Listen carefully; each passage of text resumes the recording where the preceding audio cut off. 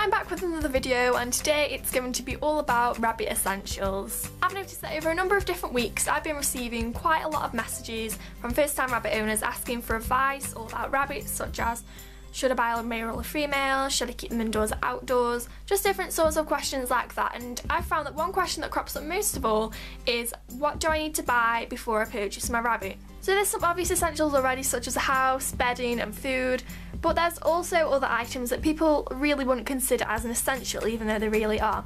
So I thought I'd go ahead and show you many items that are considered as a rabbit essential. Hopefully this will help first-time rabbit owners out there with knowing what they're supposed to buy. Okay, so as I mentioned earlier, the first obvious essential is a home. Whether it's a shed, a hutch or even a small room in the house, they must meet the recommended sizes, the minimum being 6 foot by 2 foot by 2 foot high.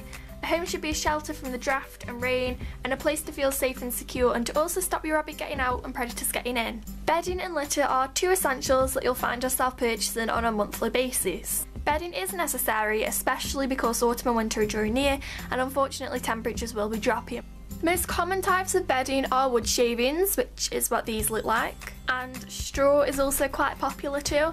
As well as bedding, some people do choose to use fleece as well. Just like bedding, wood-based litter is also important, as this helps to absorb and reduce odour in a litter tray. Now, rabbits really do enjoy their food, so these are some quite big essentials. First of all, we need to talk about the hay. Hay makes up 80% of a rabbit's diet, so you can kind of imagine how important it is. They must have 24/7 access to this, no excuses. A really big myth about hay is that if it's fed too much, your rabbit will become overweight. This fact is just 100% false. They will not make your rabbits fat. They need to be eating this constantly throughout the day, so keep refilling hay racks, keep hay dispensers topped up, and always make sure that your rabbit has access to this no matter where they are. As well as hay, rabbits really do enjoy a good solid source of food for breakfast and tea, so make sure to add nuggets to your shopping list. Nuggets shouldn't really be fed in big portions, as they only make up 5% of a rabbit's diet, so they're not too important, but there are honestly so many different brands out there to choose from. To name a few, one of my personal favourites is this, which is Burgess XL. Others include Selective, Harrington's, Pets at Home, Own Brand, etc. Just to show you briefly how much Rosie gets, she gets 3 to 4 scoops, morning and night. One type of food to avoid is muesli. This type of food causes so many health problems, and overall it's just really unhealthy. Under no circumstances must you buy muesli for your rabbits. Okay, so moving on to veggies, fruit and treats. Veggies make up 5% of a rabbit's diet. It's recommended that you feed a handful of veg every day, although some rabbits, just like Rosie, can't have too much due to getting a bad stomach. So some of the most common types of veg to feed are just displayed here. I haven't got that many veg, so there isn't really much in me to show you. One thing that I feed quite a lot is one romaine lettuce leaf. So just like that, once a week or something like that, as Rosie can't have too much veg. About once a month she'll get a couple of slices of cucumber as a very occasional treat, as these contain lots of water. I think cucumber's like 80% water or something like that, so they're not the best option of veg to feed to your rabbit. And just like the cucumber, I feed Rosie a few slices of carrot every month, because carrot isn't healthy. It contains a lot of sugar, and it's just like a big myth that carrots are healthy for rabbits. They really aren't, so they should be avoided or just fed as a really occasional treat, just like I do. One type of lettuce to avoid altogether is iceberg lettuce. There is nothing good about this lettuce. It is not recommended, so please don't feed it. It's great to reward your rabbit every so often, maybe if they've been using the litter tray or have just overall been really well behaved, even if it's just a bag of dried dandelion like I have here.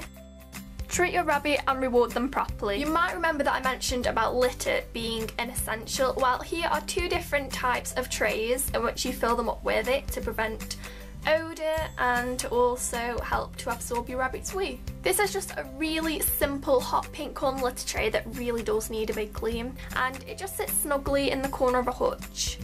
And this is just a baby pink kitten tray that can fit into any corner and any space.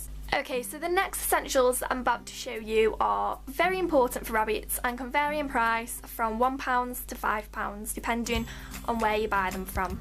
So first of all, we just have this ceramic food bowl, which is of course what nuggets are put into. It's best to get a ceramic as they are very easy to clean and are hard for a rabbit to toss and bite. Next we have a water bottle, which is very easy to attach to a hutch using the wire holder that it comes with. Your best option is to find a plastic bowl with a metal spout, because if for some reason you're quite clumsy, just like I am, and the bottle slips from your hand, it's not going to smash into pieces unlike a glass bottle would do. A quick tip is to buy 2 bottles, because in the past I've experienced a bottle that has unusually stopped working, so it's always best to have 2 bottles on hand just in case one does decide to have technical difficulties. You're also going to need a tub or bowl to put veggies into, as it's a lot more hygienic than putting them straight down onto the bedding or mixing them up with nuggets.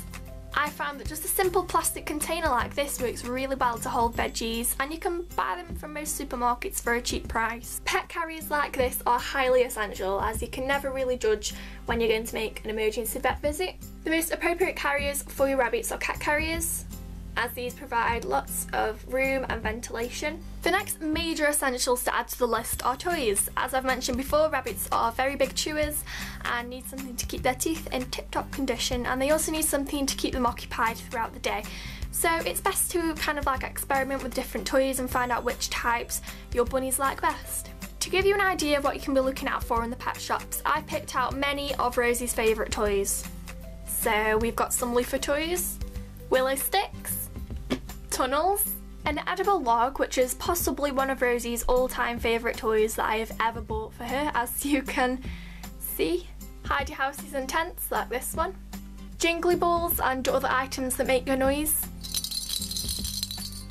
and different sorts of natural wooden items. So they were just a little bit of a selection of Rosie's favourite toys, but like I said earlier, it's best just to experiment and find out your bunny's personal favourites. Okay, so next we'll be talking about the health essentials. Rabbits will require a lot of grooming, especially during molting season when they're shedding their summer or winter coat, so it's best to have a brush on hand. There are so many different types of brushes to choose from, so pick out a couple and see which ones work best for you. But I have to say, the best brush in my own opinion is the slicker brush. Its strong bristles really allow it to pick up as much fur as possible, and it really does the job. As well as a brush, you'll also be needing nail clippers to keep their nails healthy and short.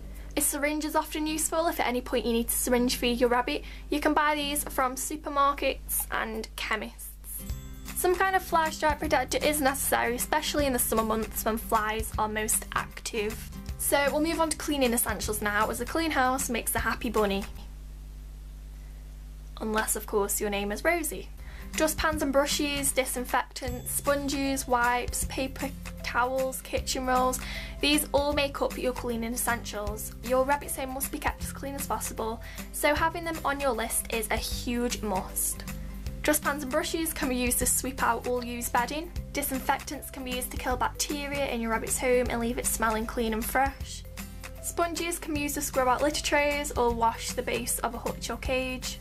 Wipes can also be used in the same purpose as a sponge, as well as paper towels for drying purposes. These are all hugely essential in keeping your rabbit's home as clean as possible. Blankets, fleeces or mats can be used as a base for your rabbit's home, mainly during winter, as these help to provide a warm surface on your rabbit's feet.